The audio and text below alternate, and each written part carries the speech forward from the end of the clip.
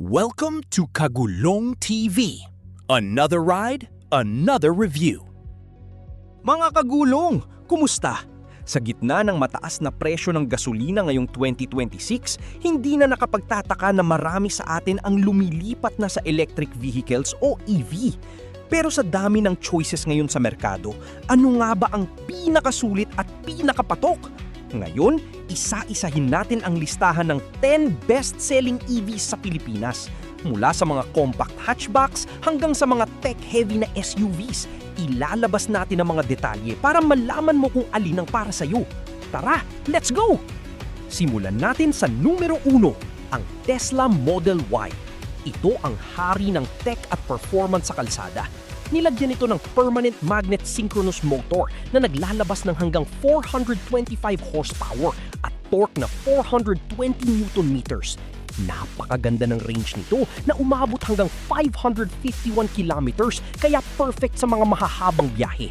Ang pros, sobrang advanced ng software at ang kanyang signature minimalist interior. Ang cons, medyo may kamahalan ng maintenance ang pyesa nito sa local market. Bagay ito para sa mga tech-savvy drivers na gusto ng state-of-the-art na experience. Sunod naman ay ang mabilis sumikat na VinFast VF3. Dahil sa compact size nito, panalo ito sa mga masikip na traffic sa syudad. Gamit ang 18.64 kWh battery, kayang-kaya nitong mag-provide ng 210 km range. Pros, napakadaling i-park at napaka-affordable para sa isang all-electric crossover. Cons, limitado lang ang space para sa pamilya dahil sa pagka-compact nito at medyo mahaba ang acceleration time. Best ito para sa mga young professionals na gustong mag-shift sa kuryente nang hindi mabigat sa bulsa. Sa pangatlo, ang pamilyar na BYD Atto 3. Isa ito sa mga pioneers na nagbago ng tingin ng marami sa mga Chinese EVs. Ang cabin nito, futuristic at unique. Gamit ang 201 HP motor, napaka-smooth ng handling. Pros, maraming safety features at napaka-komportable dahil sa 310 Nm of torque. Cons, medyo matagal lang ng konti ang infotainment system response kumpara sa ibang rivals. Perfect ito para sa mga small families na naghahanap ng reliable at safe na daily driver. Pang-apat, ang JECO EJ6. Dito ka makakakita ng rugged looks na may modernong EV powertrain.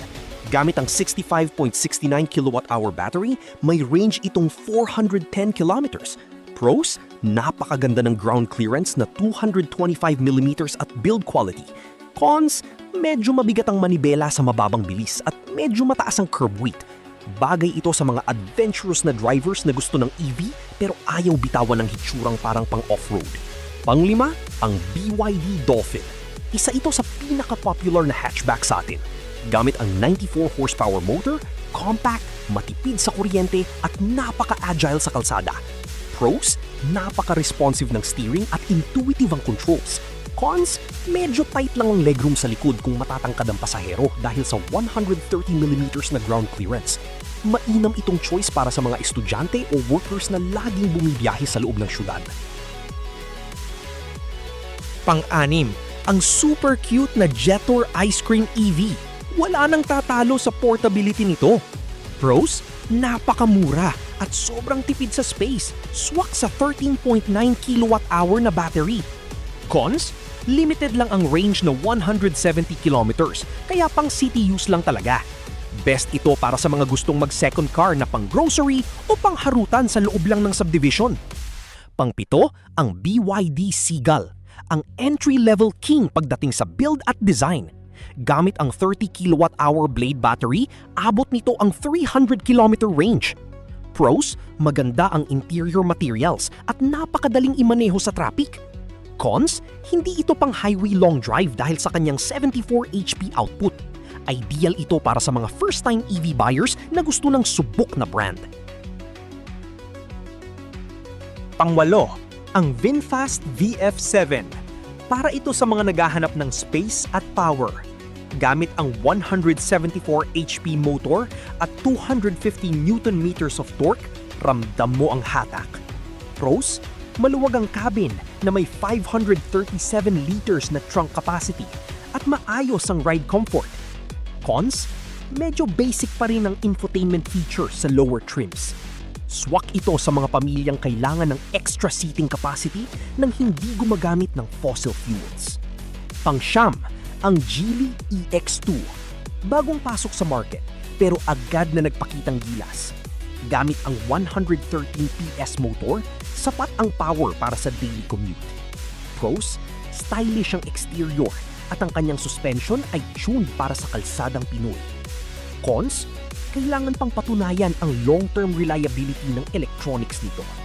Maganda itong subukan kung gusto mo ng bago at maangas ang porma. Panghuli sa ating listahan, ang Hongqi EQM5, ang luxury choice na swabe ang biyahe.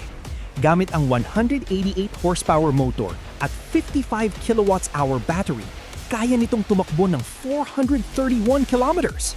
Pros? Napaka-relaxing ng suspension at premium ang loob. Cons? Medyo mahirap makahanap ng mga specialized shops para sa parts nito dahil sa niche status. Bagay ito sa mga executive na gusto ng silent at classy na electric sedan. Ayan ang ating top 10 EVs ngayong 2026. Ang dami nating options ngayon, di ba? Sa tingin mo, alin sa mga ito ang sulit na sulit? I-comment mo na yan sa baba. Huwag kalimutang i-like ang video na ito, mag-subscribe at i-hit ang bell para updated ka sa lahat ng automotive news. Hanggang sa muli mga kagulong, drive safe!